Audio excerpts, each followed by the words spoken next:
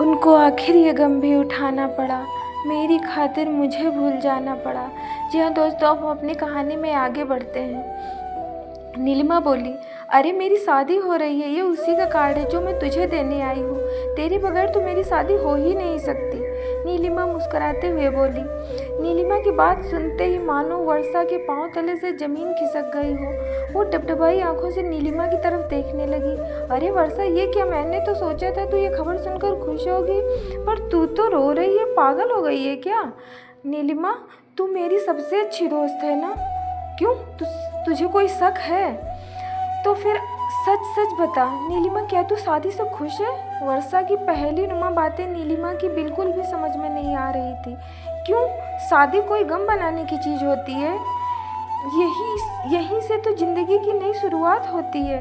कोई अपना मिलता है जो हमें समझने की कोशिश करता है। पर तू बता, शादी तो मेरी हो रही है, ससुराल मैं जाऊंगी, पर रोना मेरी जगह तुझे आ रहा है। नीलिमा मुस्कुरा कर बोली।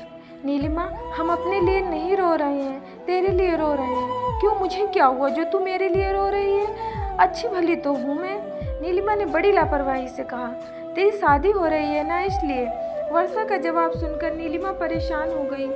वर्षा, तू ये क्या पहेलियाँ बुझा रही है? तेरी बातें मुझे बिल्कुल भी समझ नहीं आ रही हैं। सच सच बताना, बात क्या है? नीलिमा, हमें शादी से बहुत डर लगता है। वर्षा सिसकते हुए बोली। शादी से डर लगता है? पर क्यों? तुझे शादी से डर क्यों लगता है? नीलिमा ने हैरत से पूछा।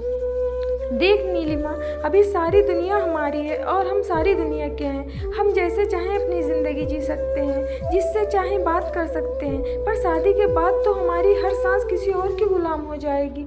मान ले अभी हम किसी को बहुत प्यार करते हैं और वो हमारे ही सामने हमारे जज्बातों का मजाक उड़ाए, हमारी चाहत को रुसवा कर किसी और को चाहने लगे, तो क्या होगा?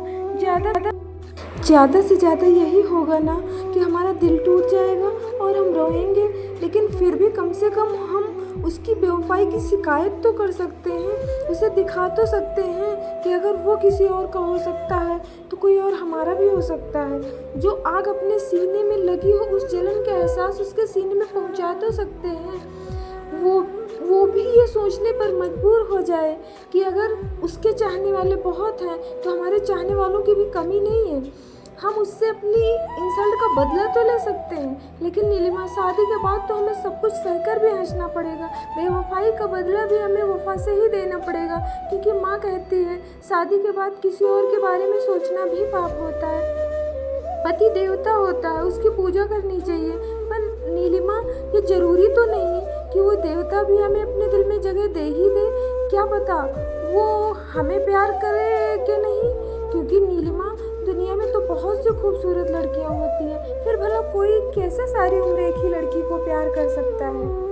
वर्षा ने अपने दिल के सारे पन्ने नीलिमा के सामने उलट दिए। वर्षा की बातें सुनकर नीलिमा वर्षा को ऐसे देखने लगी जैसे वो उसकी दिमागी हालत पर शक कर रही हो। तू हमें ऐसे क्यों देख रही है नीलिमा? वर्षा ने बड़ी मासूमियत से पूछा। अचानक नीलिमा खिलखिलाकर हंस पड़ी। तू पागल है वर्षा, एकदम पागल। तेरे जैसी पागल लड़की मैंने आज तक नहीं देखी। पता नहीं तुझे कब अकल आएगी। कहते कहते नीलिमा खड़ी हुई और शादी का कार्ड वर्षा के हाथों में थमाकर बोली, आना जरूर।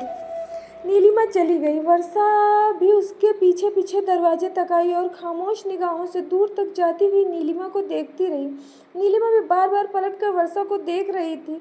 वो अब भी हंसे ही जा रही थी।